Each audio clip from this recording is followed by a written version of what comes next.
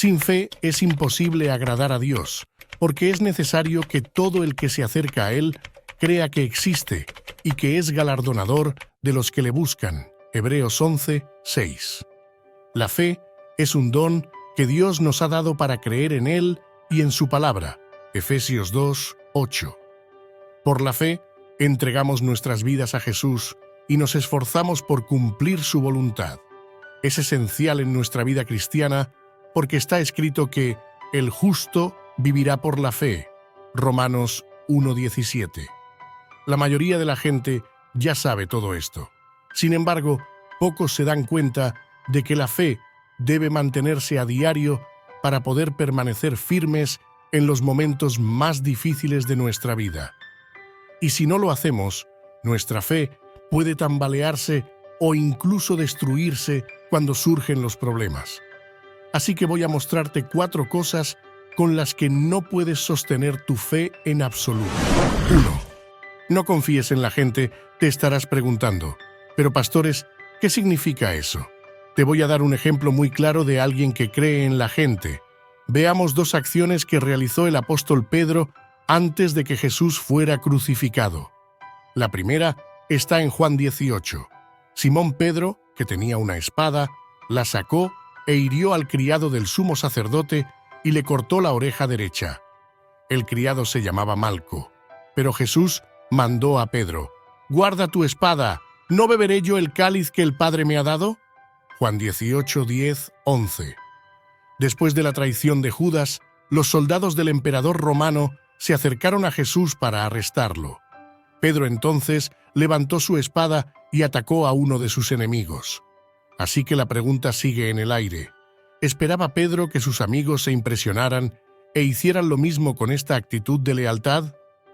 Si seguimos leyendo el capítulo 18, veremos que unas horas más tarde, cuando Pedro se quedó solo, tuvo una actitud completamente diferente a la anterior.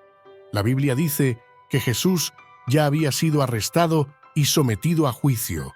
Entonces, un grupo de judíos se acercó a Pedro y lo acusó de ser uno de los seguidores de Cristo.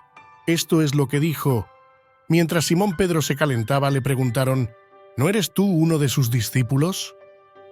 Uno de los criados del sumo sacerdote, pariente del hombre a quien Pedro había cortado la oreja, insistió: ¿No te vi yo con él en el olivar?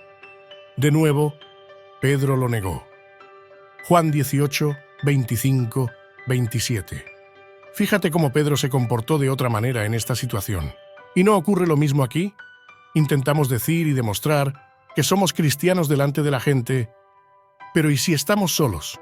¿No estamos cometiendo los mismos pecados que los que no conocen a Jesús? Mostramos a la gente nuestra fe solo para mostrar lo buenos que somos. Entonces, hermano, no pongas tu fe en la gente. No trates de presumir, porque si lo haces, estás actuando como hipócritas que solo se quejan con Dios y tratan de impresionar a los demás. Sé honesto con Dios, incluso cuando nadie te ve. 2. No creas en milagros. La iglesia de hoy vive en busca de milagros. ¿Cuántas veces he oído las frases: «Tu milagro ocurrirá hoy», «Tu milagro tiene fecha y hora fijas», y así sucesivamente?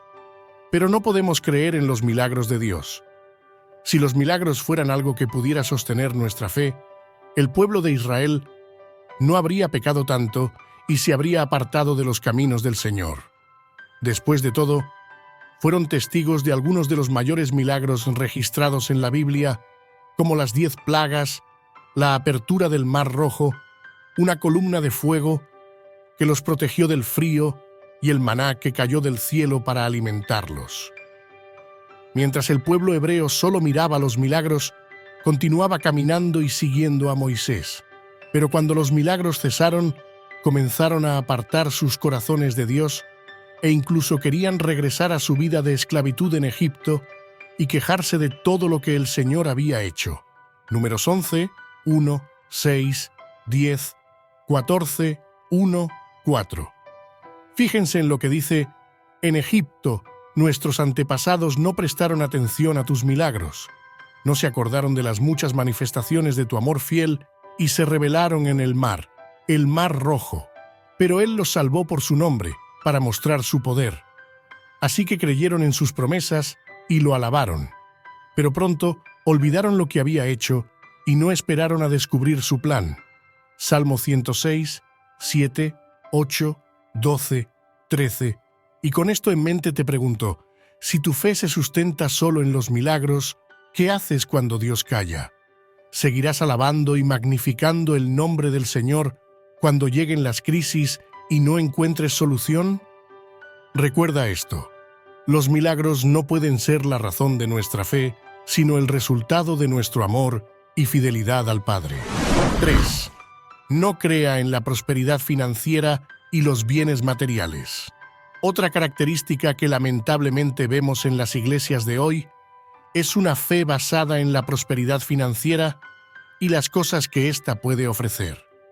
Muchos cristianos observan la vida de los demás y solo pueden tener fe en Dios si están mejor económicamente que ellos.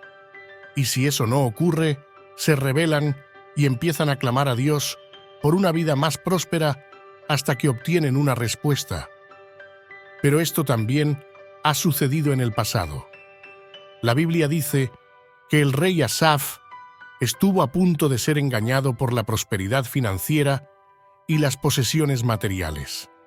Justo cuando estaba a punto de poner su fe en estas cosas, Dios abrió sus ojos y le dio el entendimiento que necesitaba para no caer en esta trampa. Veamos lo que dijo Asaf. Ciertamente Dios es bueno para con Israel, para con los que tienen un corazón puro. En cuanto a mí, estuve a punto de tropezar, estuve a punto de resbalar, porque envidié a los arrogantes cuando vi la prosperidad de esta gente malvada. Salmos 73, 1-3. Cuando oigas a un pastor o a un líder espiritual predicar sobre la prosperidad financiera e intentar convencerte de que tu fe debe invertirse en ella, recuerda lo que Satanás le dijo a Jesús en la tentación del desierto: todo esto te daré cuando caigas, baja y adórame. Mateo 4, 9. Así que no dejes que tu fe se fortalezca solo cuando tengas muchas posesiones materiales y prosperidad. Tu fe debe mantenerse en el Señor en todo momento. 4. No creas en ti mismo. Hay muchas personas que se enorgullecen de ser cristianas, que contribuyen al trabajo y ayudan a los que más lo necesitan. Sin embargo, ponen toda su fe en sí mismos y en sus capacidades intelectuales. Este tipo de personas buscan siempre el conocimiento y la capacidad de argumentar para responder a los demás y asegurarse de que su opinión es siempre la correcta. Pero esta es otra trampa en la que los cristianos no deben caer. Mira lo que Santiago tenía que decir sobre este tipo de persona. ¿Quién es sabio y entendido entre vosotros? Que lo demuestre con su buena conducta, con acciones hechas con la humildad que brota de la sabiduría. Pero si albergáis en vuestros corazones envidia amarga y ambición egoísta, no os jactéis de ello ni neguéis la verdad.